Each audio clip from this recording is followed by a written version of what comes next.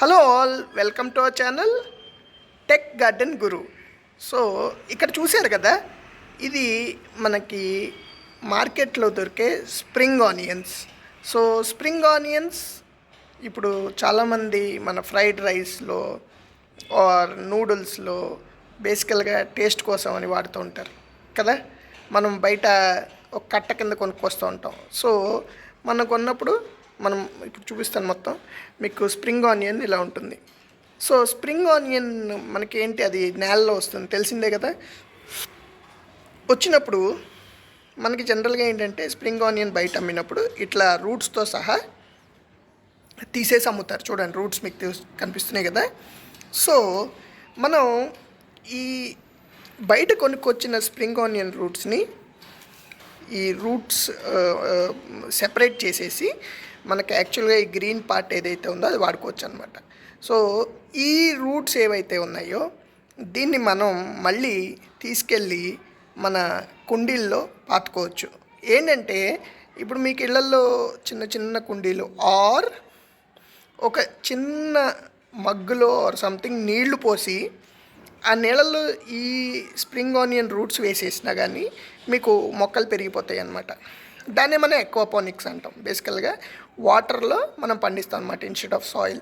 So అయితే ఇక్కడ చూడండి, ఇప్పుడు మేము దీన్ని సెపరేట్ చేసి ఇట్లా పెట్టాము. మేము దీన్ని ఏం చేయబోతున్నాం అంటే తీసుకెళ్ళి మా గార్డెన్లో గొయ్యి తీసి వీటిల్ని పెట్టబోతున్నాం అనమాట. సో అసలు ఎంతవరకు వస్తాయి, వీటిని ఎంత మటుకు రీయూజ్ చేసుకోవచ్చు జస్ట్ టెస్ట్ చేయడానికి. ఓకే, సో ప్రజెంట్ ఈ వీడియోలో అయితే మీకు మేము ఎక్కడ పెడుతున్నాం అదంతా చూపిస్తాను.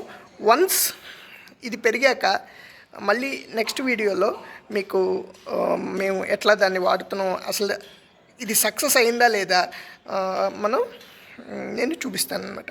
అయితే ఇక్కడ చూడండి మీరు, ఇది ఇక్కడ ఉంది కదా. మీకు జనరల్గా కొన్ని టెర్మినాలజీస్ మనం తెలుసుకోవాలన్నమాట. ఇది ఉంది కదా, ఈ కింద మనం జనరల్గా దీన్ని ఇంత పెద్దగా ఆనియన్ షేప్లో వస్తుంది. బట్ వీళ్ళు కోసినప్పుడు చాలా చిన్నగా వచ్చింది చూడండి, బల్బ్ అంటారు. ఓకే, చాలా చిన్నగా ఉంది, వేళ్ళు కూడా చూశారు కదా. సో ఈ టెర్మినాలజీస్ మనం చాలా ఇంపార్టెంట్ నేర్చుకోవడం. ఓకే, ఇప్పుడు ఈ బల్బ్తో సహా ఉన్నదాన్ని తీసుకెళ్ళి అయితే మేము పాతుతున్నాం అనమాట. మీకు మేము ఎక్కడ పాతున్నాం ఏంటన్నది కూడా చూపిస్తాను చూడండి. ఇప్పుడు ఇక్కడ చూడండి, మేము కొంచెం మట్టి గుల్లగా చేసి ఆ స్ప్రింగ్ ఆనియన్ ఏవైతే ఉన్నాయో అవి ఇక్కడ పాతుతున్నాం అనమాట. సో వరుసగా కొంచెం ఒక 2-3 తీసుకొని అలా గుత్తుగా చేసి పాతుతున్నాం చూడండి. ఇప్పుడు చూసాం కదా, ఈ కాడల్ని చూడండి వరుసగా ఇట్లా వేసాము. చూద్దాం కొన్ని రోజుల తర్వాత ఇవి ఎలా వస్తాయి అన్నది. సో కొంచెం చిగురు వచ్చాక దీన్ని మనం ఇప్పుడు ప్రజెంట్ అయితే కట్ చేసి రీయూజ్ చేద్దాం కూరలో అని అనుకుంటున్నాం.